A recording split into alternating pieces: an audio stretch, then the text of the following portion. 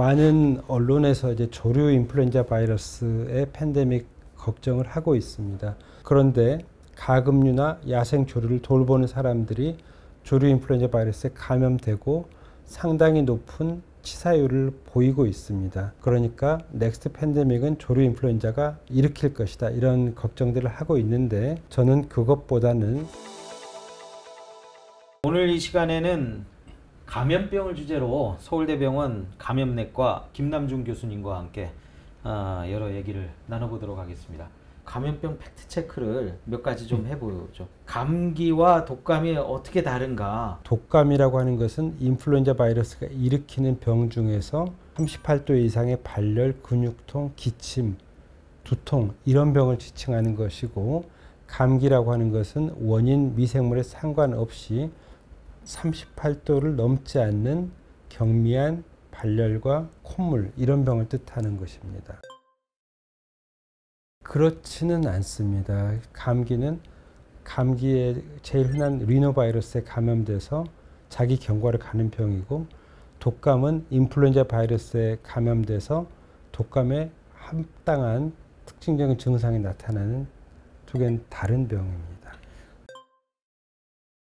감기 같은 경우는 항바이러스제를 주지 않습니다. 특정한 바이러스 치료제가 없고 관찰하면은 좋아지기 때문에 빨리 낫는다, 뭐 흔한 생각으로 안정을 취한다, 이런 것이 있고, 또 다른 사람에게 퍼뜨릴 수 있으니까 다른 사람들이 많은 곳에 가지 않는다, 이 정도입니다.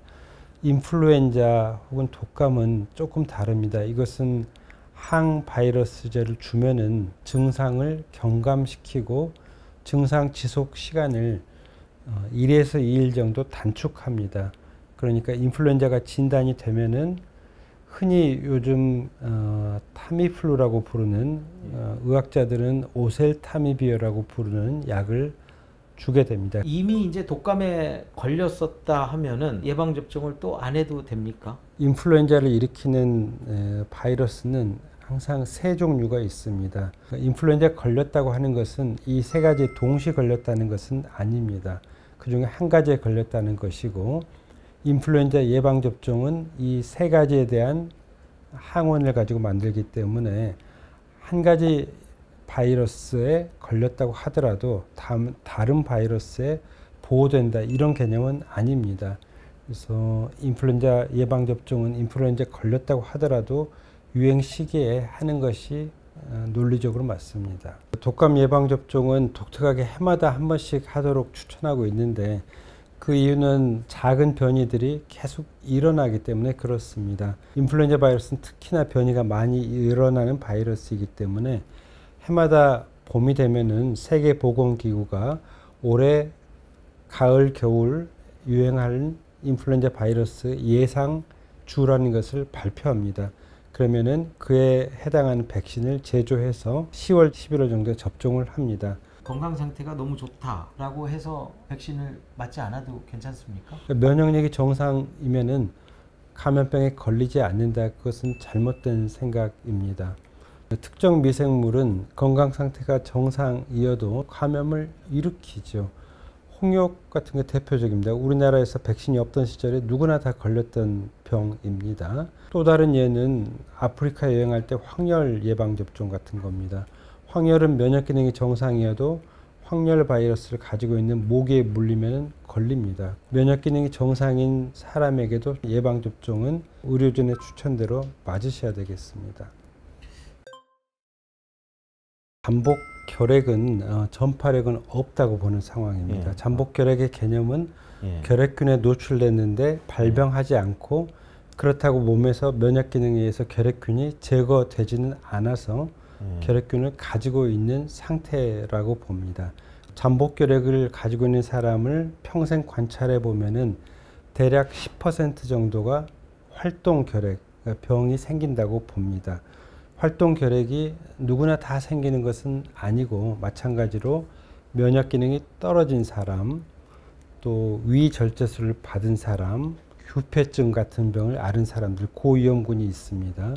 또 항암 화학요법을 받는 사람, 그러니까 이런 상황에 들어가는 분들한테는 잠복 결핵이라고 하더라도 치료를 하라고 추천을 합니다.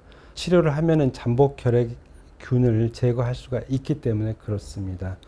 감염 전문가 입장에서는 잠복기 상태에서, 즉 증상이 생기기 전에 전파가 일어나는 병이 가장 막기가 어렵습니다. 그러한 대표적인 감염병 두 가지는 인플루엔자하고 코로나 상황이었습니다. 코로나를 일으키는 사스 코로나 바이러스 2도 증상이 일어나기 전에 잠복기 상태에서 이미 전파가 시작됐기 때문에 우리나라에서 그렇게 많은 환자를 유발할 수밖에 없었고, 의료진은 알고 있었지만은 논리적으로 막을 수가 없습니다. 잠복기 상태에서 전파되는 것을 막으려면은 모든 국민들이 집 밖으로 나오지 않고 있어야 된다, 이런 결론밖에 이르지 못하기 때문에 현실적으로는 참 막기가 어렵습니다. 저는 뭐 그렇게 생각하지는 않습니다. 이제 환자분들 중에서는 성병 혹은 뭐 성매개 질병, 성접촉을 통해서 감염된 분들이 이야기를 하시면서 나는 감염 경로가 없고 목욕탕에서 걸렸지 않았겠느냐, 이런 질문들을 하시는 분들이 계시는데 논리적으로 그렇게 되기는 어렵습니다. 성접촉을 통해서 감염을 일으키는 미생물은 외부 환경에 나오면은 생존이 어렵습니다. 그러니까 성접촉 과정에서 점막과 점막이 접촉했을 때 옮겨가는 특성을 가지고 있습니다. 그런데 그러한 미생물이 목욕탕이든 화장실에 밖에 나와서 있다가 다음 사람의 점막을 통해서 들어갔다, 이런 것은 논리적으로 이루어지지도 않고 실제로 입증되지도 않았습니다.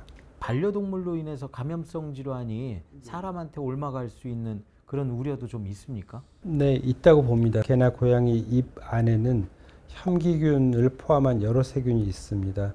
그러니까 개 물림 사고, 고양이 물림 사고를 통해서 감염병이 일어나는 것은 당연합니다. 아무리 집에서 키우는 반려동물이라도 물림 사고는 생길 수 있고, 그런 경우는 봉화지겸, 연조지겸이 생길 수 있습니다. 고양이만 놓고 보면은 또 톡소포자충이라고 하는 기생충이 있는데, 이 고양이 분변에 톡소포자충이 알이 나오면서 키우는 사람들에게 감염을 일으킬 수 있습니다. 팬데믹은 현재까지도 21세기에도 여러 번 있었습니다. 코로나도 그렇고 사스, 메르스, 지카, 또 폴리오, 엠폭스, 이런 병들이 반복됐기 때문에 그냥 상식적인 선에서 보면은 여태까지 일어났던 일이 2025년을 기점으로 일어나지 않을 것이다, 이런 가정보다는 일어날 것이다, 이렇게 보는 게 너무 당연합니다. 자, 넥스트 팬데믹이 일어날 것은 뻔한 일이고, 저보다 꼽으라면은 저는 사람 인플루엔자 바이러스하고 코로나 바이러스의 변이라고 보고 있습니다. 많은 언론에서 이제 조류 인플루엔자 바이러스의 팬데믹 걱정을 하고 있습니다. 조류 인플루엔자 바이러스는 주로 가금류나 야생 조류를 감염시킵니다. 그런데 가금류나 야생 조류를 돌보는 사람들이 조류 인플루엔자 바이러스에 감염되고 상당히 높은 치사율을 보이고 있습니다. 그러니까 넥스트 팬데믹은 조류 인플루엔자가 일으킬 것이다, 이런 걱정들을 하고 있는데, 조류 인플루엔자 바이러스는 미생물의 특성상 사람 인플루엔자 바이러스, 사람을 잘 감염시키지 못합니다. 그래서 조류 인플루엔자 바이러스가 사람을 잘 감염시키도록 변이를 일으켜서 사람에게 팬데믹을 일으킬 수도 있지만은, 저는 그것보다는 사람 인플루엔자 바이러스의 변이가 일어나서 새로운 팬데믹을 일으키거나 또 코로나 바이러스 계열에서 변이가 일어나서 팬데믹을 일으킬 것이다, 이런 우려가 있습니다.